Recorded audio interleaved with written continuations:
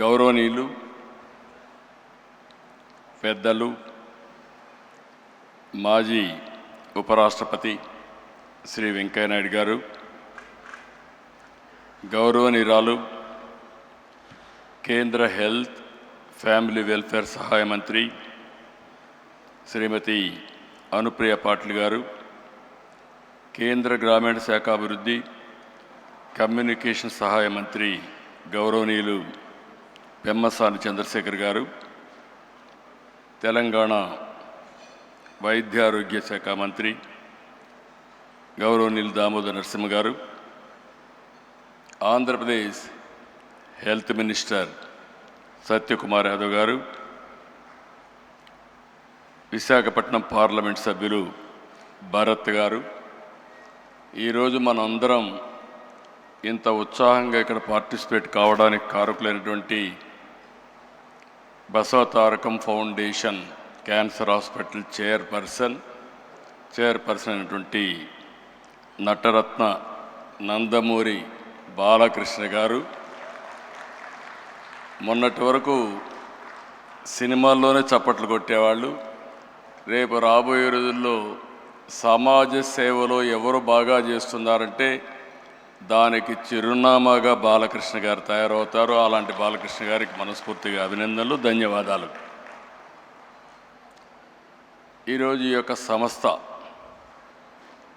Success కారణమైనటువంటి డాక్టర్లు, మాజీ ప్రజెంట్ ట్రస్ట్ బోర్డ్ సభ్యులు,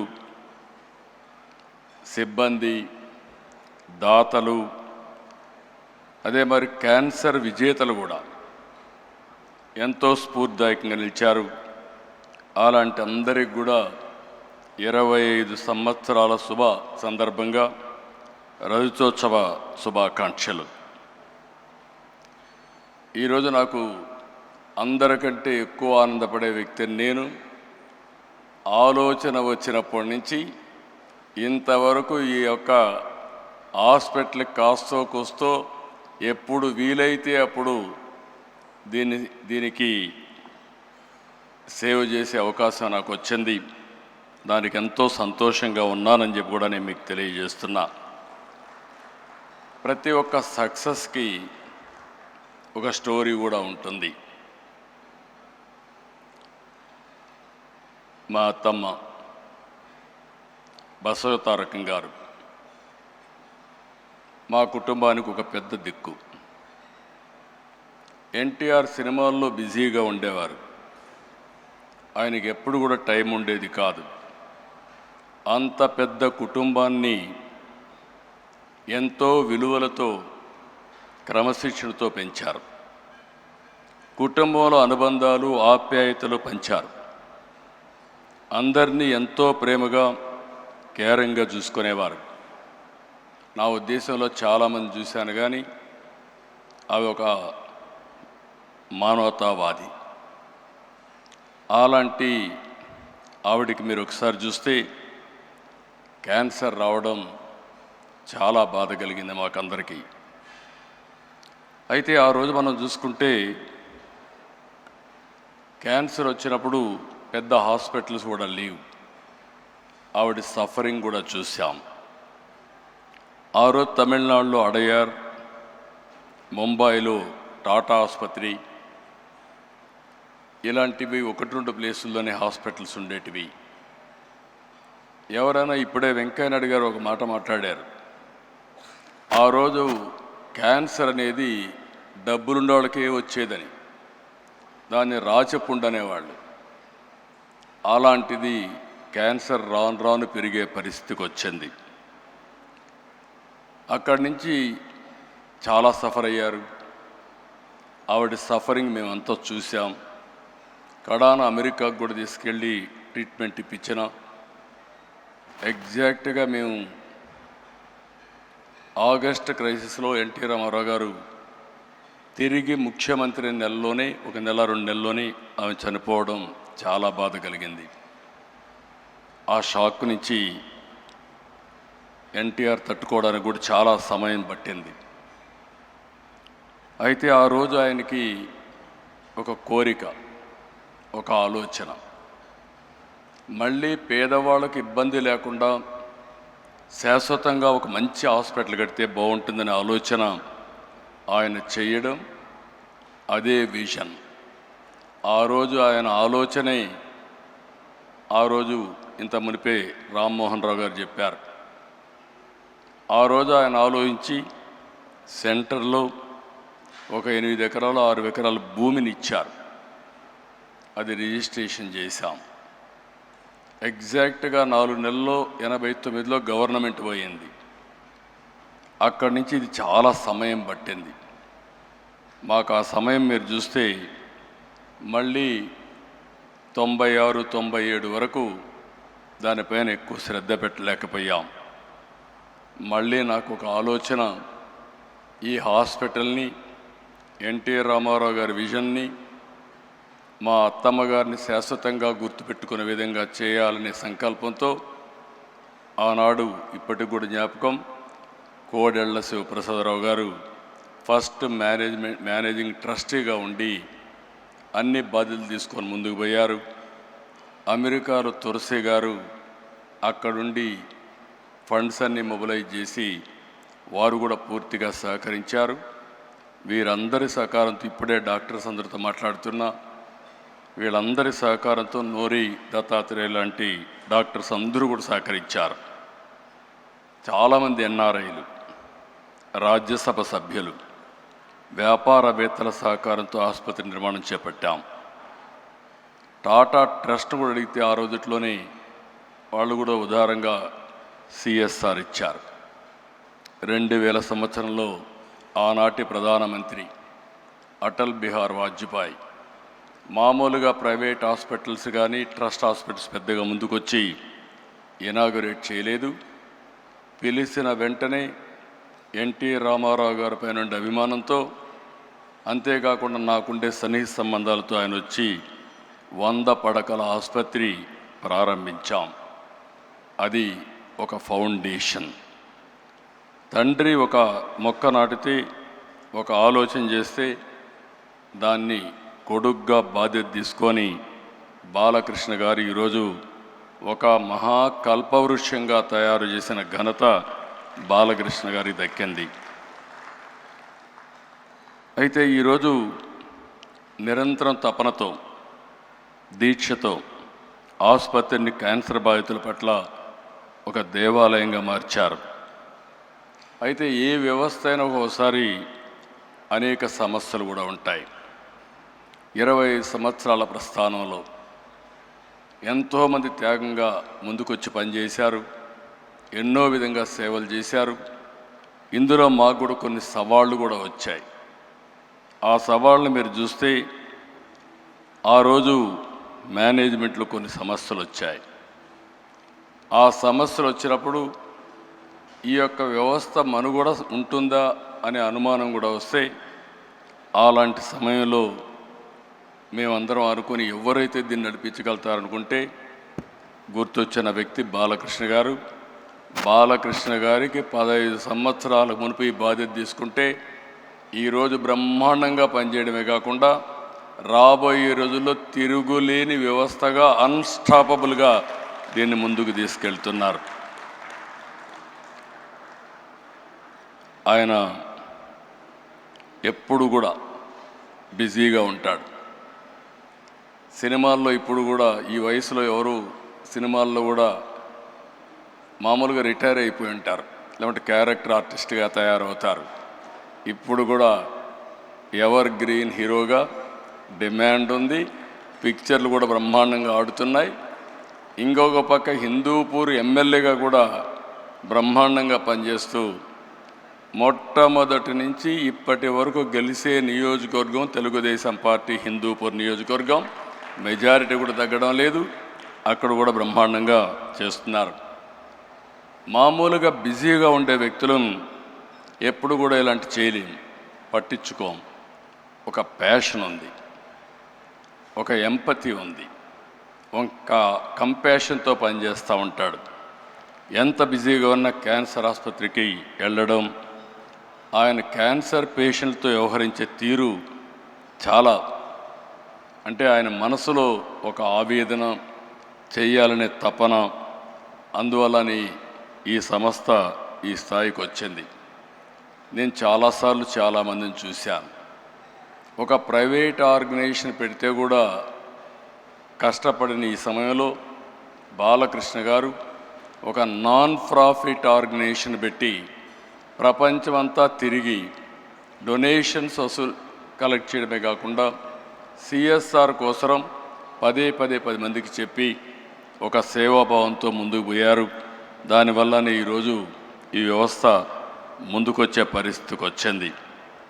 25 సంవత్సరాలు ఈరోజు వ్యవస్థ వల్ల వేలాది కుటుంబాలకు ధైర్యాన్ని ఇచ్చింది, వెలుగునిచ్చింది. ఒక చిన్న ముక్కగా పెట్టిన ఇది 650 పడకల ఆసుపత్రి, 250 మంది పైన నిపుణులైన వైద్యులతో బ్రహ్మాండమైన సేవలు అందిస్తున్నారు. ప్రతి సంవత్సరం 3 లక్షలకు పైగా అవుట్ పేషెంట్లు, 90,000కు పైగా ఇన్ పేషెంట్కు సేవలు అందిస్తూ ఉంది. సంవత్సరానికి 8,000 ఆపరేషన్లు చేస్తున్నారు. 22 మందికి ప్రతిరోజు ఆపరేషన్ చేసే పరిస్థితికి వచ్చారు.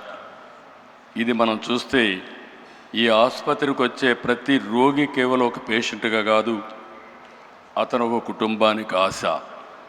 ఆ ఆశను నిలబెట్టే సంస్థ బసవతారకం ఆసుపత్రి. పేద వర్గాలకు నిజమైన గుండె ధైర్యంగా నిలబడిన ఏకైక వ్యవస్థ బసవతారకం వ్యవస్థ. మన రాష్ట్రంలోనే కాదు, తెలంగాణ, అటు 2 రాష్ట్రాలు తెలంగాణ, ఆంధ్రప్రదేశ్, కర్ణాటక, మహారాష్ట్ర, ఒరిస్సా, ఇతర రాష్ట్రాల నుంచి కూడా ఇక్కడికి వస్తున్నారు. ఇంకొక పక్కన మీరు ఒకసారి చూస్తే ప్రివెంటివ్ క్యాన్సర్ కింద 1600 పైన శిబిరాలు పెట్టారు. 3 లక్షల కంటే ఎక్కువ మందిని ప్రీ స్క్రీనింగ్ చేసి మొత్తం స్క్రీనింగ్ అంతా చేసి ముందుకు తీసిపోయే పరిస్థితికి వచ్చారు. నర్సింగ్ కళాశాలలు, పారామెడికల్ విద్యా సంస్థల ద్వారా నిపుణులు అందిస్తున్నారు. మొన్నే నా దగ్గరికి వచ్చినప్పుడు అమరావతిలో హాస్పిటల్ పెడతామంటే నేను పూర్తిగా స్వాగతించాను. 1000 పడకల ఆసుపత్రి పెట్టడానికి ముందుకు వచ్చారు. బాలకృష్ణ గారిని, మేనేజ్మెంట్ని మనస్ఫూర్తిగా అభినందిస్తున్నా, స్వాగతిస్తున్నానని చెప్పి కూడా నేను మీకు తెలియజేస్తున్నా. ఇంకొక పక్కన ఈరోజు దేశంలోనే అనుప్రియ పాటిల్ గారు చెప్పారు, క్యాన్సర్ కానీ అదే మరిగా అనేక డిసీజెస్తో బాధపడే కేంద్రం కూడా అనేక విధాలుగా ముందుకు వస్తూ ఉంది. ఒక్క క్యాన్సర్ మనం చూస్తే 2024లో 15 లక్షల మంది పైన క్యాన్సర్ కేసులు వచ్చాయి. ప్రతి సంవత్సరం 9 లక్షల మంది చనిపోతున్నారు. అంటే ఏ విధంగా ఉందో మనం ఒక్కసారి ఆలోచించుకోవాల్సిన అవసరం ఉంది. ఈరోజు మనం కూడా దీని మీద ఆంధ్రప్రదేశ్ అయితే 2 మినిస్టర్స్ కూడా చాలా ఎలాబరేట్గా చెప్పారు. తెలంగాణలో క్యాన్సర్ కోసం ఏం చేస్తున్నామని రాజనరసింహ గారు చెప్పారు.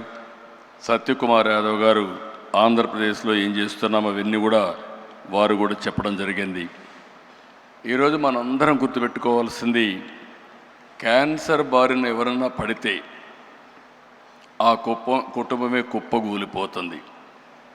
మానసికంగా, ఆర్థికంగా చితికిపోతారు. ఎంత ధైర్యంగా ఉన్న వ్యక్తులైనా సరే ఆ కుటుంబంలో ఒక్కసారి క్యాన్సర్ వచ్చిందంటే పూర్తిగా మానసిక స్థైర్యాన్ని కోల్పోయే పరిస్థితి వస్తుంది. ఇలాంటి సందర్భంలో ఇప్పుడు వచ్చినటువంటి 2-3 చూసాం. చాలా ధైర్యంగా వాళ్ళు ఒక సక్సెస్ స్టోరీలు కూడా చెప్పే పరిస్థితికి వచ్చారు.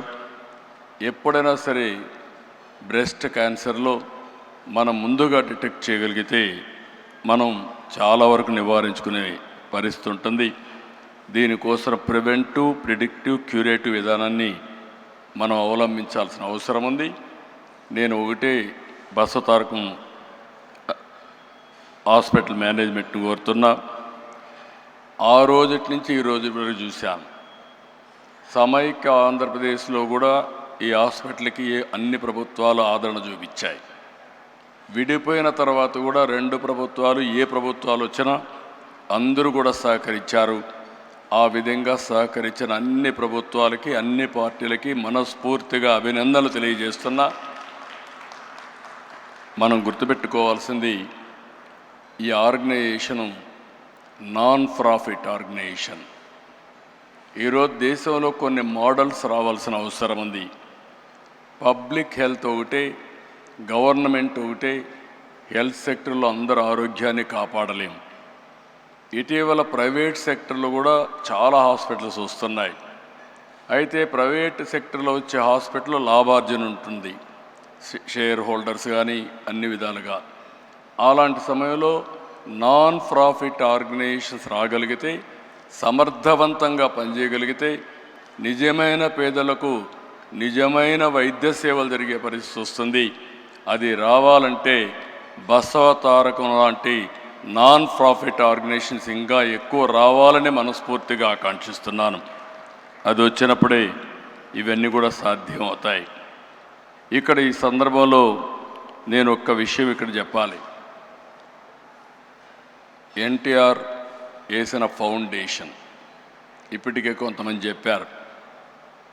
మేము ఆయన ఆశయాల కోసం ఒక రాజకీయ పార్టీలో పనిచేస్తున్నాం. ఒక ఫిల్మ్ యాక్టర్గా బాలకృష్ణ గారు బసవ తారకం ఆసుపత్రిని బ్రహ్మాండంగా నడిపిస్తున్నాడు. ఇంకొక పక్క డాక్టర్ అయినటువంటి మా మిస్సెస్ భువనేశ్వర్ గారు ఎన్టీఆర్ మెమోరియల్ ట్రస్ట్ పెట్టి, ట్రస్ట్ ద్వారా తలసేమియా కానీ, ఎడ్యుకేషన్ కానీ అనేక సేవా కార్యక్రమాలు చేస్తున్నారు. ఇవన్నీ చూసినప్పుడు ఒక వినూత్నమైన కార్యక్రమాలకు నాంది పలికారు. ఇద్దరు పిల్లలు కూడా కొడుకు తల్లి పేరు పెట్టుకొని సేవా కార్యక్రమాలు చేస్తే, కూతురు తండ్రి పేరు పెట్టుకొని సేవా కార్యక్రమాలు చేసే ఏకైక కుటుంబం ఎన్టీఆర్ కుటుంబం. ఇద్దరికీ డబ్బులు అవసరం లేదు. బాలకృష్ణ గారు ఈ సమయం పెడితే ఇంకొక సినిమాలో యాక్ట్ చేసి కొంచెం డబ్బులు వస్తాయి. ఆవిడ ఈ సమయం ఖర్చు పెట్టి నేరుగా పోయి హెరిటేజ్లో కూర్చుని డబ్బులు వస్తాయి. కానీ ఇద్దరు కూడా ఇక్కడ పేదలకు సేవ చేసినప్పుడు ఉండే ఆనందం అక్కడ వ్యాపారం చేసినప్పుడు కానీ, యాక్టింగ్ చేసినప్పుడు వచ్చే డబ్బులతో కాదు. అది ఆ రోజు ఆ కుటుంబం యొక్క విశిష్టత అని చెప్పి కూడా నేను మీకు తెలియజేస్తున్నా. ఆ పుణ్య దంపతులు ఎక్కడున్నారు, స్వర్గం నుంచి నిండు మనసుతో ఆశీర్వదిస్తారు. ఆ పుణ్య దంపతులు చేసుకున్న పుణ్యం కానీ ఈరోజు అటు బాలకృష్ణ గారు, భువనేశ్వర్ గారు చేసే సేవల్ని మనస్ఫూర్తిగా అభినందిస్తూ నేను ఒకటే మీ అందరికీ విజ్ఞప్తి చేస్తున్నా. ఎక్సలెంట్ వర్క్ చేస్తున్నారు. నాకు కొన్ని సందర్భాల్లో కూడా కొన్ని సమస్యలు కూడా నాకు వచ్చాయి. ఆ సమస్యలన్నీ అధిగమించాం.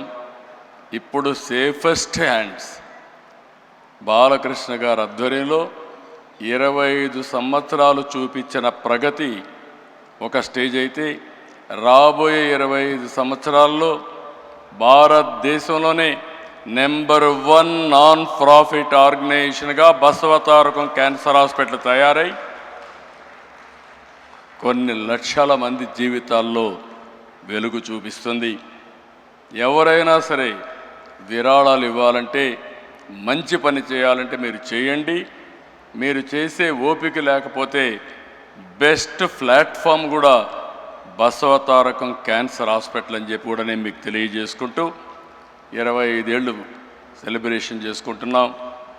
మళ్ళీ బాలకృష్ణ గారి ఆధ్వర్యంలో 50 ఇయర్స్ సెలబ్రేషన్ కూడా చేసుకొని ఈ వ్యవస్థ ప్రగతి కోసం మనందరం కూడా ముందుకు పోవాలని మనస్ఫూర్తిగా ఆకాంక్షిస్తూ ఈరోజు ఇక్కడికి వచ్చిన శ్రేయోభిలాషులందరినీ పేరు పేరున మనస్ఫూర్తిగా అభినందిస్తూ అందరికీ నమస్కారాలు. జై హింద్. హిట్ టీవీ యాప్, ఇందులో short news, live news, entertainment shows, movies, digital magazines తో పాటు మీ జిల్లా వార్తలను కూడా ఫ్రీగా చూడొచ్చు.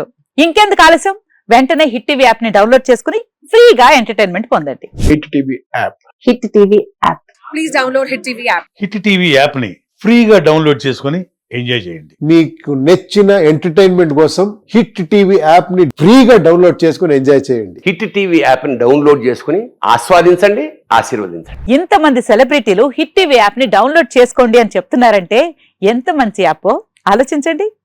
అమెరికా అమెరికా అమెరికా అమెరికాలో చదవాలనుకునే వాళ్ళకి విశ్వసనీయమైన పేరు మన శౌర్య కన్సల్టెన్సీ.